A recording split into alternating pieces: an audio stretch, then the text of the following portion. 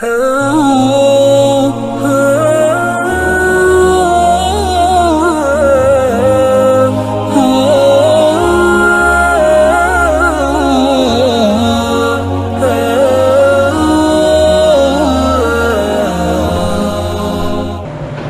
پارہ ہے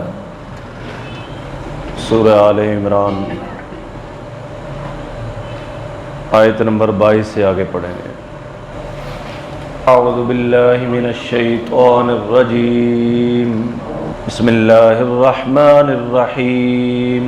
الم تر الی الذین اوتوا نصیبا من الکتاب یدعون الی کتاب اللہ لیحکم بینہم ثم یتولی فریق منہم وہم معرضون۔ ذلک بأنہم قالوا لن تمسنا النار الا ایاما معدودات وغرہم فی دینہم ما كانوا یفترون۔ فکیف اذا جمعناہم لیوم لا ریب فیہ ووفیت کل نفس ما کسبت وہم لا یظلمون۔ الم تر الی الذین اوتوا نصیبا من الکتاب، کیا آپ نے نہیں دیکھا ان لوگوں کو اوتوا نصیبا من الکتاب جن کو ملا کچھ حصہ ایک کتاب کا، یدعون الی کتاب اللہ، ان کو بلایا جاتا ہے اللہ تعالیٰ کی کتاب کی طرف، لیحکم بینہم، تاکہ ان کے درمیان فیصلہ کریں، ثم یتولی فریق منہم، تو پھر ایک فریق گروہ ان میں سے منہ پھیرتا ہے، وہم معرضون، اور وہ ہے ہی اعراض کرنے والے، منہ پھیرنے والے۔ ذالک بانہم، یہ اس وجہ سے کہ انہوں نے کہا قالوا لن تمسنا النار الا ایاما معدودات، کہ ہرگز نہیں لگے گی ہم کو آگ مگر چند دن گنتی کے، وغرہم فی دینہم، اور بہکے ہیں اپنے دین میں، ما کانوا یفترون، اپنی بنائی ہوئی باتوں پر۔ فکیف اذا جمعناہم، کیا حال ہوگا جب ہم ان کو جمع کریں گے، لیوم لا ریب فیہ، جس دن میں کوئی شک نہیں ہے، ووفیت کل نفس، اور پورا دیا جائے گا ہر نفس کو، ما کسبت، جو اس نے کیا، وہم لا یظلمون، اور ان پر ظلم نہیں کیا جائے گا، ان کی حق تلفی نہیں کی جائے گی۔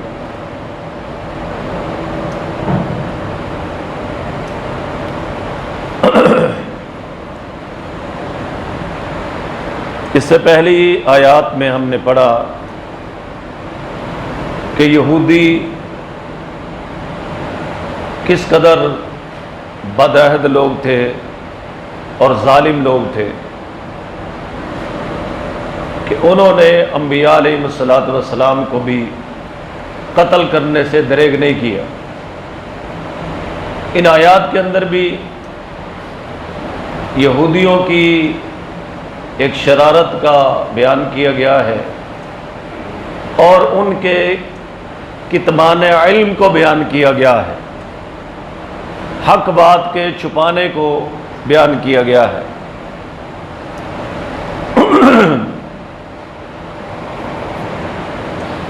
ان آیات کے متعلق یہ واقعہ ذکر کیا گیا ہے کہ نبی کریم صلی اللہ علیہ وسلم کے زمانے میں خیبر میں یہودیوں کے بڑے اونچے خاندان میں سے ایک مرد نے اور ایک عورت نے زنا کی، شادی شدہ تھے، لیکن تعلق جو تھا بڑے خاندان میں سے تھا۔ تو اب بڑوں نے اس معاملے کو دبایا کہ کسی کو پتہ نہ چلے، لیکن عوام میں یہ بات پھیل چکی تھی تو عوام نے شور مچا دیا کہ ہم سے کوئی غلطی ہو جاتی ہے تو ہمیں تو نہیں چھوڑا جاتا، اور جب وڈیروں نے یہ کام کیا ہے تو اس میں پردہ ڈالا جا رہا ہے۔ یہ بات اتنی پھیل گئی کہ بڑے وڈیرے ان کے مشورہ کرنے پہ مجبور ہو گئے، سوچنے لگ گئے بیٹھ کے کہ کیا کریں۔ اب جو تورات ہے اس کے مطابق بھی ان کی سزا رجم ہے، یعنی دونوں کو پتھر مار کر ختم کر دیا جائے۔ یاد رکھیں جو حدود اللہ ہے ان کے اندر کوئی بھی کمی زیادتی نہیں کر سکتا۔ جیسے زنا ہے، اس کی حد تورات میں بھی یہی تھی اور قرآن کے مطابق بھی یہی ہے کہ غیر شادی شدہ ہو اور زنا کرے تو دونوں کو کیا کیا جائے گا؟ رجم کیا جائے گا۔ اسی طرح چور کی مرد ہو یا عورت ہو، اس کی سزا قرآن نے بیان کی ہے کہ ان کا ہاتھ کاٹا جائے گا۔ ان کو کہتے ہیں حدود اللہ، اللہ پاک کی حدیں۔ ان کو کسی کو بھی بدلنے کا اختیار نہیں ہے۔ یاد رکھے ایک حد ہوتی ہے، ایک تعزیر ہوتی ہے۔ ایک حد ہے اور دوسری تعزیر ہے۔ تعزیر کے اندر امام جو ہے کمی بیشی کر سکتا ہے، لیکن جو حد ہے اس کے اندر کسی کو اجازت نہیں ہے کہ وہ کمی بیشی کرے۔ تو بہرحال یہودیوں کے جو وڈیرے تھے وہ سوچنے لگے بیٹھ گئے کیا کریں اب۔ تو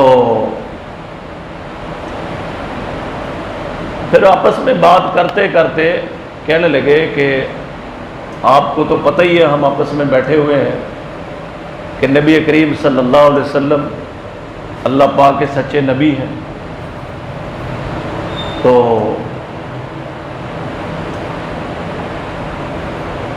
ایسا کرتے ہیں کہ حضور صلی اللہ علیہ وسلم کے پاس چلتے ہیں۔ اور یہ مدینہ منورہ سے تقریباً 200 میل کے فاصلے پر رہتے تھے،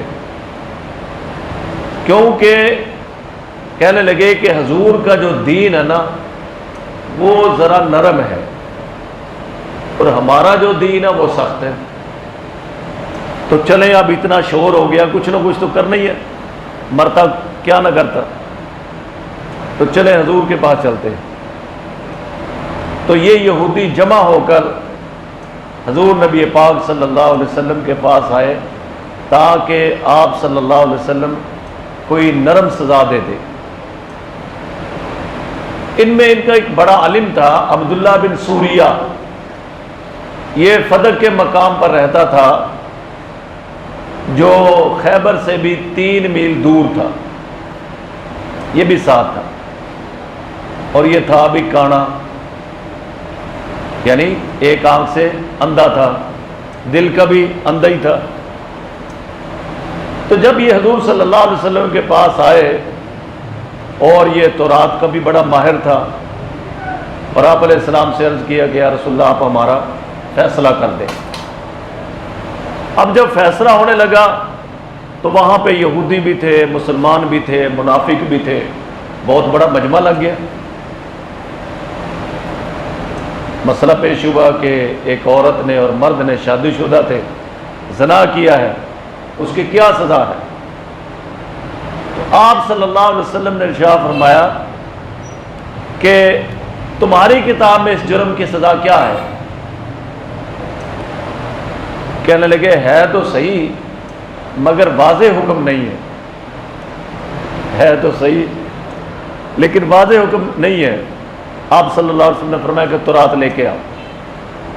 تورات لے آئے تو ابن سوریہ جو ان کا بڑا مولوی تھا اس نے اس کو پڑھنا شروع کیا، لیکن جہاں پہ سزا کا حکم تھا نا اس کو چھوڑ دیا، یعنی پہلے بھی پڑھ گیا اور پھر اس سزا کے حکم کو چھوڑ کر آگے پڑھنا شروع کر دیا۔ وہیں پر حضرت عبداللہ بن سلام بھی تھے رضی اللہ تعالیٰ عنہ. یہ بھی پہلے یہودیوں کے بڑے عالم تھے، بعد میں مسلمان ہو گئے تھے. تو انہوں نے کہا کذب عدو اللہ، اللہ کا دشمن جھوٹ بول رہا ہے، یہ غلط جو ہے نا غلط کاری سے کام لے رہا ہے، جہاں پہ حکم ہے اس کو یہ چھوڑ گیا ہے اور آگے چل پڑا ہے. تو پھر حضرت عبداللہ بن سلام نے کہا کہ یہاں تو سزا لکھی ہوئی ہے کہ جو شادی شدہ مرد ہو، شادی شدہ عورت ہو، اگر وہ زنا کریں تو ان کی سزا کیا ہے؟ ان کو رجم کیا جائے. یہ بات یاد رکھیں، جس ملک میں، جس شہر میں حدود اللہ کا نفاذ ہوتا ہے وہاں سے جرائم ختم ہو جاتے ہیں. آپ آزما کر دیکھ لیں، اس دھرتی پر، اس سرزمین پر اللہ کی ایسی رحمتوں کا نزول ہوتا ہے کہ وہاں سے جرم ختم ہو جاتے ہیں. چاہے کوئی دنیا کا ملک اس بات کو آزما لے تو وہ اس بات کو پائے گا کہ حدود اللہ کے نفاذ سے چوری ختم ہو جاتی ہے، زنا ختم ہو جاتے ہیں، ڈاکے جو ہے وہ ختم ہو جاتے ہیں. تو حضرت عبداللہ بن سلام رضی اللہ تعالیٰ نے وہ سزا پڑھ دی کہ سزا تو یہ لکھی ہوئی ہے، زانی مرد کی اور زانیہ عورت کی یہ سزا لکھی ہے. تو نبی کریم صلی اللہ علیہ وسلم نے ارشاد فرمایا کہ تم نے میرے سامنے مقدمہ پیش کیا اور اس جرم کی سزا تورات میں بھی رجم ہے اور میری شریعت میں بھی رجم ہے، لہٰذا میں دونوں کے لیے فیصلہ کرتا ہوں کہ ان دونوں کو رجم کر دیا جائے. پھر ان دونوں کو مدینہ منورہ میں رجم کیا گیا، اس یہودی کو اور یہودن کو پتھر مار مار کر جو ہے ختم کر دیا گیا. تو اب جب یہ واپس پہنچے، اب عوام تو عوام ہے، کہنے لگے کہ تم نے ہمارے سامنے تو سزا چھپائی اور وہاں جا کے اتنی رسوائی ہوئی تمہاری، اس کی سزا تمہیں قیامت کو ملے گی. اپنے علماء پہ چڑھ دوڑے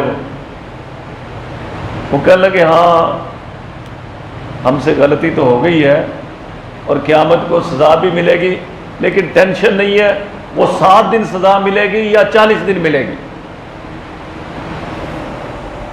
7 دن ہم جہنم میں رہیں گے یا 40 دن. وہ کیوں کہ جی دنیا کی جو عمر ہے نا وہ 7000 سال ہے، ٹوٹل عمر دنیا کی 7000 سال ہے ان کے کہنے کے مطابق. تو ہر 1000 سال کے بدلے میں ہمیں 1 دن جہنم میں رہنا پڑے گا، تو ٹوٹل 7 دن رہیں گے یا 40 دن ہم رہیں گے. اس کی وجہ کیا ہے؟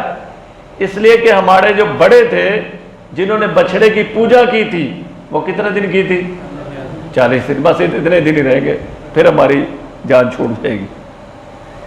دیکھیں بھائی، فرمایا کہ الم تر الی الذین اوتوا نصیبا من الکتاب، کیا آپ نے ان لوگوں کو نہیں دیکھا اوتوا نصیبا من الکتاب جن کو کچھ حصہ دیا گیا کتاب کا، یدعون الی کتاب اللہ، ان کو بلایا گیا اللہ تعالیٰ کی کتاب کی طرف، لیحکم بینہم، تاکہ وہ ان کے درمیان فیصلہ کر دے، ثم یتولی فریق منہم، تو ان میں سے ایک جماعت نے منہ پھیر لیا، وہم معرضون، اور ان کا کام ہی یہی ہے کہ وہ اللہ کے احکام کو پسے پشت ڈال دیتے ہیں، عمل نہیں کرتے. ذالک بانہم، یہ اس وجہ سے کہ قالو، اب تورات کو بدل دیتے تھے، احکام بدل دیتے تھے، بڑے بڑے گناہ کرتے تھے، نبیوں کو قتل کرتے تھے، اور بعد میں کیا کہتے تھے؟ لن تمسنا النار، ہمیں آگ نہیں چھوئے گی، الا ایام معدودات، مگر چند دن گنتی کے. اور وہ میں آپ کو بتا چکا ہوں کہ 7 دن رہیں گے یا 40 دن رہیں گے. وغرہم فی دینہم، اور وہ بہکے ہوئے اپنے دین کے بارے میں، ما کانوا یفترون، اپنی بنائی ہوئی باتوں کی وجہ سے. یہ چند دن کی جو گنتیاں بنائی ہیں نا، یہ اللہ نے نہیں ان کو بتایا، خود انہوں نے گھڑی ہیں. فَكَيْفَ إِذَا جَمَعْنَاهُمْ، تو کیسا حال ہوگا جب ہم ان کو جمع کریں گے، لِيَوْمٍ لَا رَيْبَ فِيهِ، جس دن کے آنے میں کچھ شک نہیں ہے، وَوْفِيَتْ كُلُّ نَفْسٍ، اور پورا پورا دیا جائے گا ہر نفس کو بدلہ ما کسبت، جو اس نے کیا ہوگا، وَهُمْ لَا يُظْلَمُونَ، اور ان پر ظلم نہیں کیا جائے گا۔ ایسا نہیں ہوگا کہ کرے کوئی اور بھرے کوئی، جس نے جو کیا ہے اسی کو اس کی پوری پوری سزا دی جائے گی۔ سمجھے؟ جنہوں نے 40 دن پوجا کی تھی بچڑے کی، ان کی سزا ان کو ملے گی، اور انہوں نے جو نبیوں کو قتل کیا، رجم کی سزا کو چھپایا، ان کی سزا ان کو ملے گی، ایک ہی سزا دوسرے پہ ڈالی نہیں جائے گی۔ دوہرائے میں